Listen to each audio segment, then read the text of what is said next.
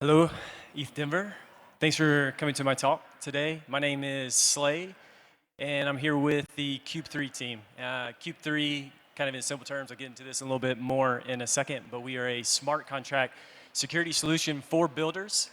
And before I get going, I did want to say I'm actually local here in Denver, so really excited to kind of join you here on stage at ETHDenver. And I did want to say this before. On behalf of all the Denver locals, we got you. If you guys are coming in from out of town, you probably were running around in a t-shirt yesterday, but not so fast. You got to wait till tomorrow for that. And so excited to be here. And my talk today, let's see if I can get this to come up. Okay. What I wanted to do today is the title of my talk is Heist Movies and the Evolving Layers of Web3 Security. And what I want to do is have a little bit of fun and use the movie Ocean's 11 to paint a picture, I guess, for some of the common practices and methods that we're using today, and perhaps kind of point out a few opportunities we have to increase the security of our smart contracts and of our protocols. And so before I do that, this is a disclaimer. So true story, I told my wife a couple weeks ago that I was going to be using Ocean's 11 as an example. She had actually never seen the movie. If you haven't seen it, this is kind of your spoiler alert, all right? But it is a 20-year-old movie, so I don't expect that to be the case. And to get into that, I kind of started with this. At the very end of the movie, the thieves get away with all $160 million from the casino vault. And if you haven't seen the movie, that is a pretty big point. It's also a good backdrop for kind of what's happening right now as it relates to the funds that are leaving our smart contracts and being stolen in the industry. If you've kind of been familiar with security at all, you probably heard a statement or a statistic back in 2022 that says something like $3.8 billion was stolen from our protocols, our smart contracts in the year of 2022. This chart kind of gives you a bit of a graphical view at the trend line of that. So some things discouraging, some things encouraging. In general, one thing that I would point out is that during bull markets or when things are heating up, it does seem that we do start to see a spike. So it's just something to be conscious of. Now, I wanted to kind of take that and boil that down into something that's a little bit more personal, if you will. And so I actually stole this from, I believe it's Patrick Collins from Cifrin. He recently did a really great talk on Web3 security, and he kind of took that $3.8 billion and he boiled it down into something a little bit more personal, like I said. And he said that in 2022, if you are a retail user or any user entering DeFi and you put your money into DeFi, there's a 1 in 20 chance that by the end of the year, your money was gone.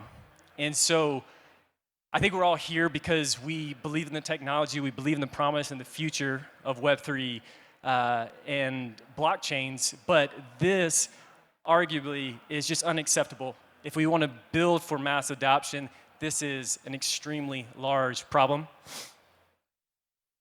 Secondly, this year, so kind of moving into 2023, the folks at Circuit came back and they said something to the tune of $1.8 billion stolen from smart contracts in the year of 2023. So on the good side, that's obviously a lower value, but we also want to be kind of cautious as to what success and progress we're making and kind of think of it in terms of this. So I kind of took this from DeFi Llama as just TVL over time. And you can see at the beginning of 2022, values are a bit larger. We obviously understand and know what happened in 2023, and the starting points and the ending points around volume and values were much lower. So whether or not we're making as much progress or not, I can't make that determination, but what I can say is that we still have some way to go. And so with that, kind of want to talk about, at CUBE3, how do we think about the different layers or measures teams are using to lock down and secure their code and their smart contracts. And I think about it in maybe 3 stages, and there's a timeline of events that I think is really, really important. And so in this context, like I think we can kind of think about it in terms of pre, during, and post factum, right? So on the builder's timeline, if you're following along the top, We have code security. The guy at Sartora just came out and did a great presentation around audits. I'll get to that here in a second. Then in the middle, there's this live time detection and understanding of if something malicious is happening, can we identify that in real time? And then lastly, in the event that something bad does happen, what tools do we have available to us to remediate the effects of that? So what do these tools tend to look like? These are kind of the more common ones. So you got audits and bug bounties. On the flip side of this, you've got the ability to trigger alerts, maybe pause the contract entirely if something is happening that's malicious, track the money flow, eventually, in worst case scenario, find the thieves and negotiate the stolen funds back. And then in the middle, I think in the year 2023, it seems that more and more teams are opting for some sort of real-time, lifetime monitoring to use this as a potential means of limiting or containing the potential negative impacts of a thief or a crime. Now, with that as kind of at the top of the builder's timeline, what we think is really important at CUBE3 to understand is what's happening from the attacker point of view. And there's a little bit more nuance to this and a little bit of a kind of timeline of events that we see is really important and determine what you can do to potentially prevent any malicious transaction happening to your smart contract, right? So at the bottom, you'll see kind of, you can, even if you don't know too much about security, this probably makes sense. As an attacker, you're probably surveilling what you want to attack, creating your strategy. You're then going to build and deploy a smart contract, interact with that smart contract, fund that contract, and then eventually make the attack transaction. And then, obviously, try to get away with the funds, which I'm sure that's fun. Now, this, to us, is kind of that line of demarcation, right? Everything to the right, the tools that are on the right side of this, effectively are not too late, let's just say, but at that point, funds are getting away. And everything prior to this line, you potentially have the opportunity to do something about it. So, all right, that's a little bit of a build-up. What I wanted to do and have a little bit of fun with is walk through a couple scenes from Ocean's 11 that maybe create a mental picture or maybe trigger some ideas around what opportunities we have and maybe kind of how we think about our smart contract security a little bit more intelligently. So I've got 5. They mirror the solutions that I just mentioned, and then I'll present a little bit of a new idea for what we can actually include or add to that set of solutions. First of which, okay, so if you're familiar with the movie, you're familiar with heist movies, really at the beginning of almost every heist movies, there's this scene where they get the team together, right, and they go over the blueprint and they talk about, the impenetrable vault, right? Like in the movie for Ocean's 11, they say something like, a groundhog couldn't nest, in a 100-mile radius without, the Bellagio knowing. And this more or less, I think, kind of mirrors a little bit of the posture around audits and this maybe defensive model for how do we kind of build the castle walls, if you will, to protect our smart contracts, right? Let's make it as hard as possible for them to get in and steal funds from the vault. But I would say just about every heist movie, this story is about how the team pulls off the impossible and actually makes it in the vault and makes it out with the money. And you all know that that's kind of what happens in this movie as well. Secondly, I had to get Bernie Mac into this presentation somehow, right? So when we're thinking about bug bounties or, bug bounties, I think the idea that kind of comes to mind here is like in the movie, he is one of the dealers hired at the Bellagio, and he's a plant at the Bellagio, and he's dealing cards, and he's also funneling information out to the Ocean's 11 crew. He says something really funny in the movie, I hope is appropriate. He says it should be called whitejack instead of blackjack. I just kind of use this as it's an interesting kind of way to say, when you're doing bug bounties, how do you know if you have white hat hackers or black hat hackers? I guess that's kind of the question. And then we get into, call it the during phase, right? So the actual attack, kind of that middle section around monitoring. If you're familiar with the movie, they actually have the whole security team looking at the monitors in real time and watching the events as they unfold. Now, obviously, they pull some tricks and kind of flipped over the monitoring feed, But the idea here is that, and I'll just kind of get to something else as well.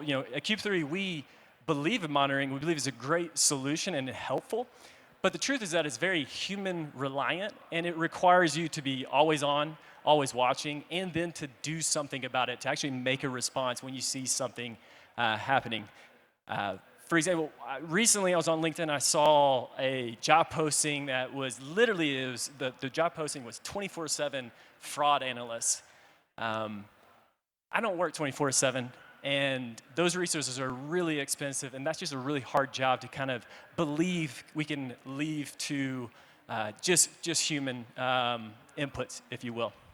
So obviously, they get into the vault while they're watching, and then there's the alert stage. When we think about alerts, interestingly in the movie, it's actually the Brad Pitt character that calls the casino owner and alerts him to the crime. Now, it's all kind of a disguise, but really the punchline that I have here is that if you're at the alerting phase, like as you look at the picture here, the funds are getting away, right? So then you're just kind of left to how can we contain or remediate the impacts of that. And then lastly, and I think this is my favorite part, so how did Julia Roberts get into this presentation? So the great thing about Web3 and blockchains is that there's immense transparency. We can see everything that's happening on chain. And if we come back to the progress that we're making, the tools that we have around off-ramps and disabling criminals from getting away with the funds is increasing and improving. And that's something to be really proud of. But one question I think that we have to kind of prompt now is that take the Ronin hack of, I want to say about $600 million, right? What happened there is that they negotiated the funds, and the hackers get away with, probably to them, what is a satisfactory amount of funds to get away with, right? The question here, and in the movie, this would be kind of a deep cut if you can remember this, but effectively the George Clooney character, he doesn't really care about the money. He wants to create this scene where Julia Roberts is watching the feed of him saying to the Bellagio owner, if I could trade you the funds back, would you let go of Tess, right? Long way is saying that when we are talking about remediation and negotiation, potentially the criminals are wanting this as that step or that action. They're engineering to how do we get to the negotiation part of that. So with that kind of gives us a context, I think, for what's happening today. And what we would say is that all these tools are extremely useful, and we would be proponents of each of them. And here's some kind of thoughts. I won't read through all of these, but I kind of like talked about them already. And so now the question is maybe, all right, what can be done?